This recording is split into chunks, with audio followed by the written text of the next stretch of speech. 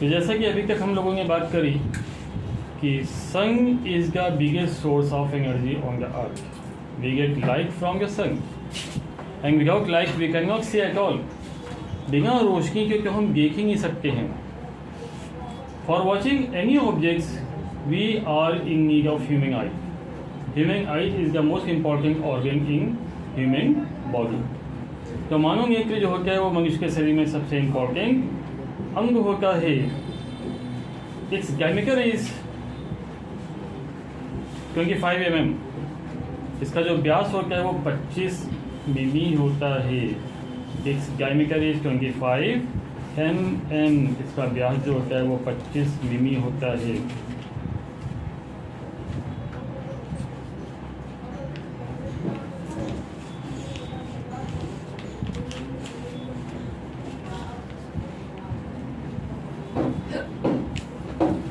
To see the colorful world, human eye is very important. रंग बिरंगे संसार को देखने के लिए मानव नेत्र बहुत ही आवश्यक होता है. तो ये तो इंट्रोडक्शन हो गया, यानी कि परिचय. फिर अगली हेडिंग डालोगे स्ट्रक्चर ऑफ ह्यूमन आई. मानव नेत्र की संरचना. स्ट्रक्चर ऑफ ह्यूमन आई, मानव नेत्र की संरचना. तो संरचना की बात करें तो human I is hollow and spherical ball like structure with diameter of about 2.3 centimetre. तो ह्यूमन आई जो होता है वो गोल आकार का, बॉल के आकार का एक संरचना होती है जिसका व्यास करीब करीब 2.3 सेंटीमीटर होता है, या फिर कह लो 23 mm, है ना. 23 mm, 25 mm. अब किसी की आंखें छोटी होती हैं, किसी की बड़ी होती है, क्योंकि थोड़ा बहुत इसमें फर्क होता है. We are able to see only outer 1/4 part of the ball. हमें आँख का केवल 1/4 हिस्सा ही दिखाई पड़ता है ना. We can see only the outer 1/4 part of the eye. हम केवल मनुष्य की नेत्र का, मानव नेत्र का 1/4 हिस्सा ही देख सकते हैं. The I consist of the following parts. मनुष्य के नेत्र में निम्नलिखित पार्ट होते हैं. तो सबसे पहले बात करते हैं कॉर्निया की. Cornea, the outer part of the eye ball is transparent and slightly bulge out. It is called cornea. तो मनुष्य की आँख का जो सामने का उभरा हुआ भाग होता है, मनुष्य की आँख के सामने का जो उभरा हुआ भाग होता है, पारदर्शी भी होता है, इसी को हम लोग बोलते हैं cornea. Most of the refraction of light rays entering the eye occurs at the outer surface of the cornea. प्रकाश का ज़्यादातर हिस्सा जो होता है वो कॉर्निया से हमारे शरीर में प्रवेश करता है, हमारी आँखों में प्रवेश करता है. अगला जो पार्ट हमारा आता है वो आता है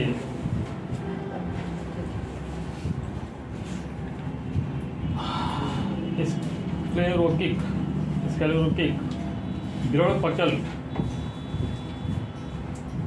मानव नेत्र का एक खोखली गोले के समान होता है जो बाहर से काफ़ी दृढ़ होता है, जिसे हम लोग दृढ़ पटल कहते हैं, यानी कि स्क्लेरोटिक कहते हैं. फिर आता है कोराइड. कोराइड मतलब रक्त पटल.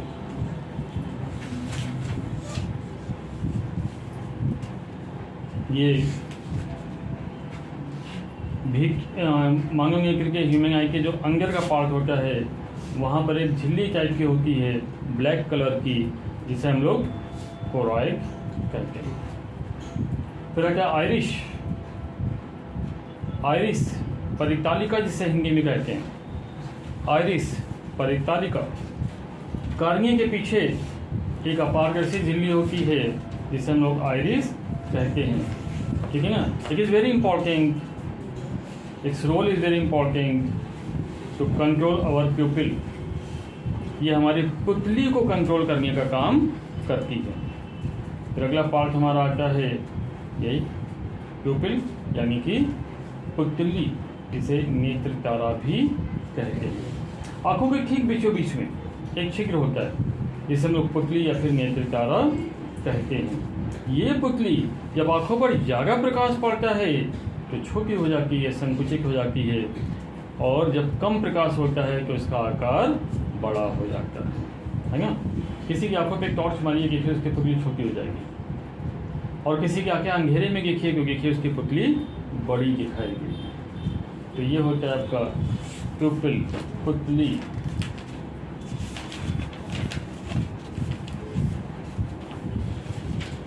फिर आता है आपका अभिनेत्र लेंस, आई लेंस। अभिनेत्र लेंस, आई लेंस। तो जो आइरिस होता है, आइरिस के ठीक पीछे एक बायो कन्वेक्स लेंस होता है। हमारी आँखों में बाई कन्वेक्स लेंस होता है। बाई कन्वेक्स यानी द्विउत्तल लेंस, दो उत्तल लेंस लगे होते हैं, बाई कन्वेक्स, ठीक है ना। तो दो लेंस हमने बताए थे, एक कंकेव बताया था, कन्वेक्स बताया था। तो हमारी आंखों में कौन सा लेंस होता है? कन्वेक्स लेंस होता है, जिसे हम लोग हिंदी में अभिनेत्र लेंस कहते हैं। ये जेल का बना हुआ होता है, ये जेल का बना हुआ होता है, जो कि हमारे सिलेटरी मसल्स के बीच में यानी पक्षमाभी पेशियों के बीच में टिका रहता है। इसकी जो फोकस दूरी होती है वो समय समय पर परिवर्तित होती रहती है। फिर आपका आता है एक्वेस ह्यूमर, जलीय द्रव्य। एक्वेस ह्यूमर, जलीय द्रव्य। अब एक्वेस ह्यूमर की अगर बात करें तो कार्निया तथा लेंस के बीच में जल भरा होता है, जिसे हम लोग एक्वेस ह्यूमर कहते हैं यानी जलीय द्रव्य कहते हैं। इसका स्वाद कैसा होता है? The taste of aqueous humour is salt. इसका स्वाद नमकीन होता है ना। आंसू बहते हैं क्यों नमकीन होते हैं? टेस्ट किए होंगे आप लोगों ने, ठीक है ना। बिल्कुल बिल्कुल, सभी टेस्ट करते हैं। फिर आता है विट्रस ह्यूमर। विट्रस ह्यूमर जिसे कचाव द्रव्य कहते हैं, ये लेंस और रेटिना के बीच में होता है। विट्रस ह्यूमर लेंस और रेटिना के बीच में होता है। फिर आता है रेटिना। रेटिना पर ही कोई इमेज बनती है ना, image creates on the retina. फिर आता है पीक बिंदु, yellow point. In the middle of the retina there is a yellow part from which we can see the objects clearly. It is called yellow spot. तो yellow spot होता है, peak बिंदु होता है, जो कि रेटिना के ठीक बीच में एक पीला पीला भाग होता है। रेटिना के ठीक बीच में एक पीला पीला भाग होता है, जिसे हम लोग पीक बिंदु कहते हैं। इसके माध्यम से जो हमें इमेज होती है, जो प्रतिबिंब होते हैं, वो बिल्कुल स्पष्ट दिखाई देते हैं। फिर आता है ब्लाइंड स्पॉट, अंध बिंदु। तो जो मसल्स होती हैं,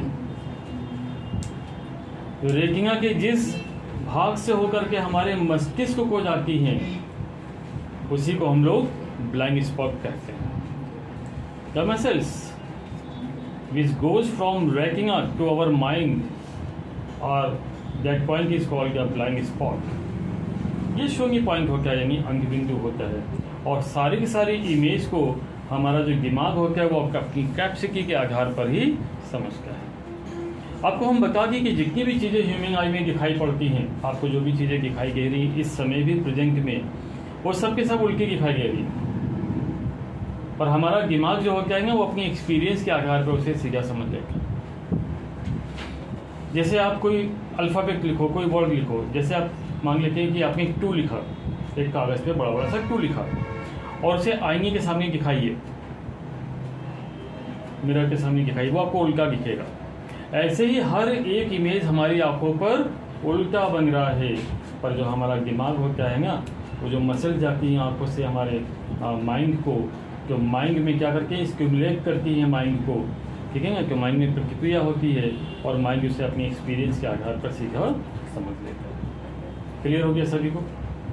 अब ये ह्यूमन आई कैसे काम करता है? तो ह्यूमन आई बिल्कुल एक कैमरे की तरह काम करता है। जैसे आपने देखा होगा कैमरे के ऊपर शटर होता है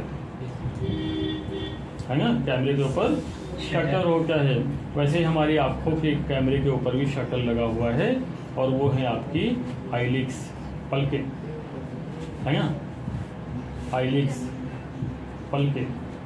पलके आप झपकते हो, खोलते हो, जैसे कैमरे में जो कैमरे का शटर होता है वो बंद किया जाता है और खोला जाता है। आँखों की सुरक्षा के लिए उसमें हमने आपको बताया था कि लिक्विड भरा होता है, ठीक है ना, जो कि हमारे लेंस की सुरक्षा करता है। आँखों पर जो इमेज बनता है वो उसी प्रकार से बनता है जैसे कैमरे में इमेज बनता है। कैमरे में जो इमेज बनता है वो कैसा बनता है? उल्टा बनता है, ठीक है ना। वैसे ही आँखों के जो लेंस होते हैं उसमें उत्तल लेंस लगा होता है, वहाँ पर जो इमेज बनता है वो भी उल्टा ही बनता है। लेकिन जो हमारा हमारा माइंड होता है, जो हमारा मस्तिष्क होता है, वो अपने अनुभव के आधार पर उसे सीधा समझ लेता है। एक डायग्राम बना होगा आपकी बुक में, अगर आप देखिएगा, वर्किंग में डायग्राम बना होगा।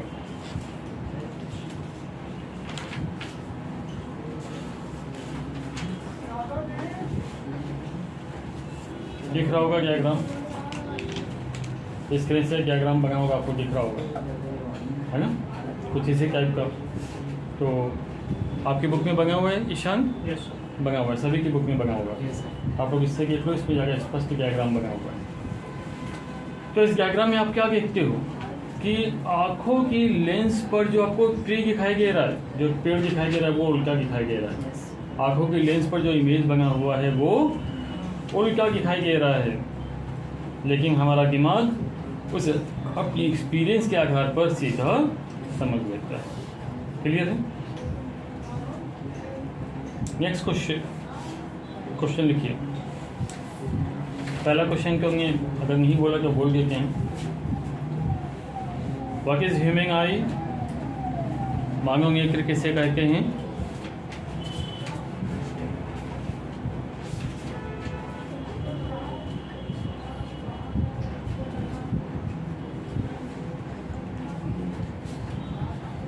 इसकी आंतरिक संरचना एवं क्रियाविधि लिखिए। Grow its structure and working. Grow its structure and describe working. इसकी आंतरिक संरचना और क्रियाविधि लिखिए।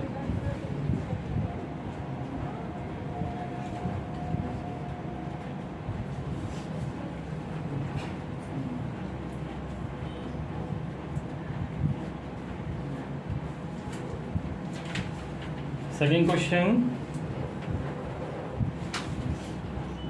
Describe power of accommodation. Describe power of accommodation. मानव नेत्र की समंजन क्षमता का वर्णन करो।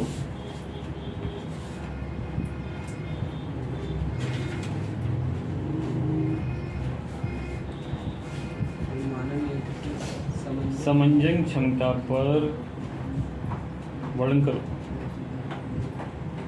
समंजन क्षमता का उल्लेख करो।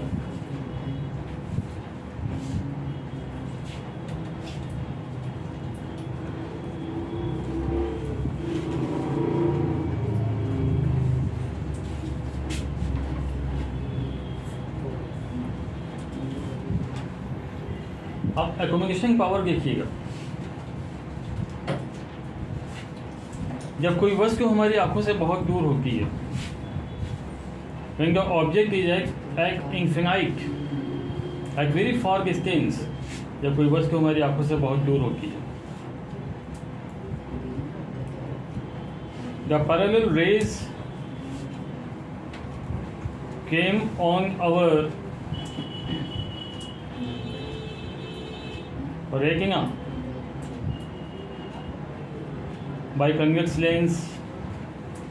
तो अभिनेत्री लेंस से होते हुए जो प्रकाश की किरणें होती है वो हमारी रेटिना पर आती हैं, रेटिना पर फोकस करती हैं, and we can see the object, और वस्तु हमें दिखाई देने लगती है। There is no pressure on our eye muscles, इससे हमारे आँखों की मांसपेशियों पर कोई भी प्रभाव नहीं पड़ता है। The muscles are at relax condition, और हमारी आँखों की जो पेशियाँ होती हैं वो रिलैक्स की कंडीशन में होती है। In this situation the convex lens is thin, तो इस सिचुएशन में कन्वेक्स लेंस जो होता है वो पतला हो जाता है, and the focus length is maximum, और जो फोकस दूरी होती है वो अधिकतम हो जाती है। ठीक है ना। अब इसी का उल्टा कर दीजिए, तो दूर की वस्तु की, अब इसका उल्टा कर दीजिए। When any object is very near to our eye, जब कोई वस्तु हमारी आंखों के बहुत करीब होती है, द आई मसल्स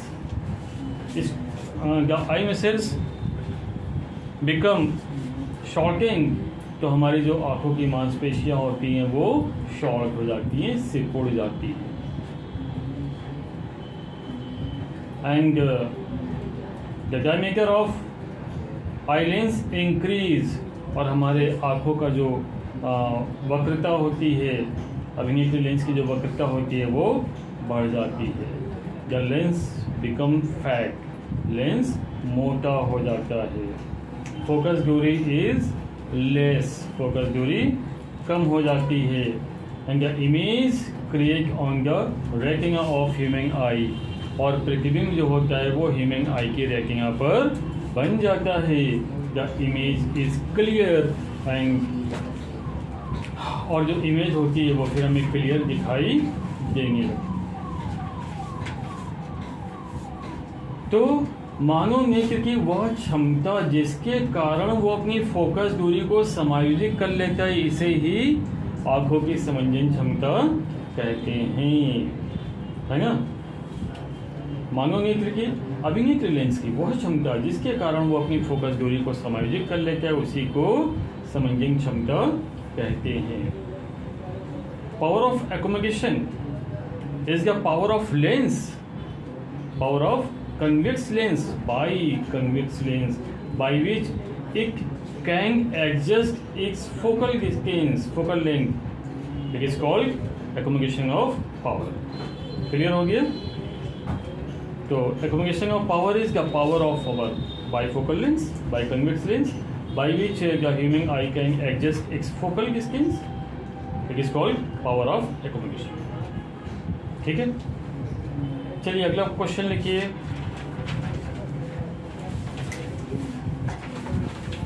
दूर बिंदु किसे कहते हैं? यह कहां पर होता है? What is far point?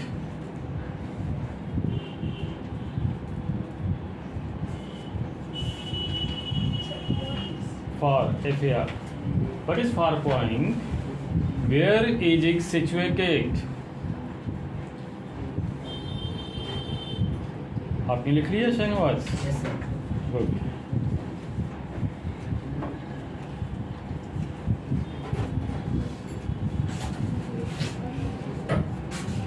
तो दूर रखी वस्तु, दूर रखी वस्तु जिस बिंदु पर आंखों द्वारा स्पष्ट देखी जा सकती है उसे दूर बिंदु कहते हैं। सामान्य आंख के लिए इसकी दूरी अंग पर होती है। The object at distance which can be seen clearly by our eyes is called far point. The distance of far point is infinite. Clear? फिर अगला क्वेश्चन लिखिए। निकट बिंदु किसे कहते हैं? इसकी दूरी बताइए। What is nearest point? Write its distance. निकट बिंदु किसे कहते हैं, इसकी दूरी बताइए।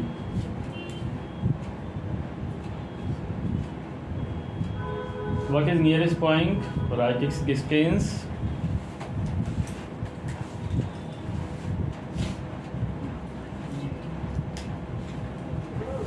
बहुत ज़्यादा पूछा जाने वाला क्वेश्चन है ये बोर्ड एग्जाम्स में। फार पॉइंट, नियर पॉइंट बहुत पूछा जाता है।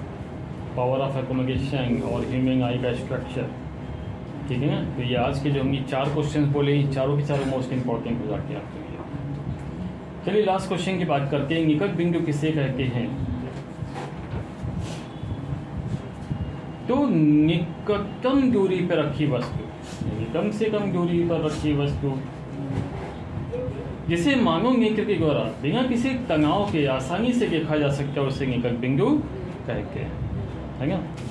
निकट पर रखी वस्तु, जैसे ये निकट पर रखी वस्तु जिसे बिना तनाव के मानव नेत्र द्वारा जिसके प्रतिबिंब को स्पष्ट देखा जा सकता है, उसी को निकट बिंदु कहते हैं। एक सामान्य नेत्र के लिए निकट बिंदु की जो दूरी होती है, स्पष्ट दृष्टि की जो दूरी होती है, वो होती है 25 सेंटीमीटर।